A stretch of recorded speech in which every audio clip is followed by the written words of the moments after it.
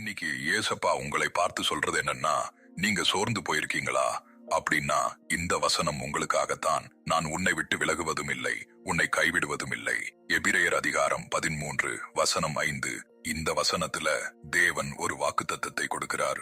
மனுஷங்க உங்களை விட்டு விலகலாம், உங்களை புரிஞ்சுக்காம போகலாம், ஆனா தேவன் ஒருபோதும் உங்களை கைவிட மாட்டார். நீங்கள் இப்போ தனியா நடக்கிற மாதிரி தோணலாம், ஆனா ஒவ்வொரு அடியிலும் தேவன் உங்களோடு இருக்கிறார். இன்றைக்கு உங்க வாழ்க்கையில் இருக்கிற இந்த போராட்டம் நாளைக்கு ஒரு பெரிய சாட்சியா மாறும். அதனால் சோர்ந்து போகாதீங்க, தேவனை நம்புங்க, அவர் உங்களை ஒருபோதும் கைவிட மாட்டார். ஜெபம். அன்புள்ள இயேசப்பா, இந்த நாளுக்காக உமக்கு நன்றி. இந்த வீடியோவை பார்க்கிற ஒவ்வொருவரையும் ஆசீர்வதிங்கள். சோர்ந்து போயிருக்கிறவர்களுக்கு புதிய நம்பிக்கையை தாருங்கள். உம்முடைய சமாதானத்தினால் அவர்களுடைய இதயத்தை நிரப்புங்கள். இயேசுவின் நாமத்தில் ஜெபிக்கிறோம் நல்ல பிதாவே, ஆமேன்.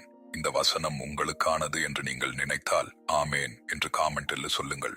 இந்த வசனத்தை யாராவது கேட்க வேண்டும் என்று உங்கள் மனதில் தோன்றினால் அவர்களுக்கும் பகிருங்கள். ஒரு ஷேர் கூட ஒருவருடைய வாழ்க்கையை மாற்ற தேவன் பயன்படுத்தலாம். கர்த்தர் தாமே உங்களை ஆசீர்வதிப்பாராக. ஆமேன்.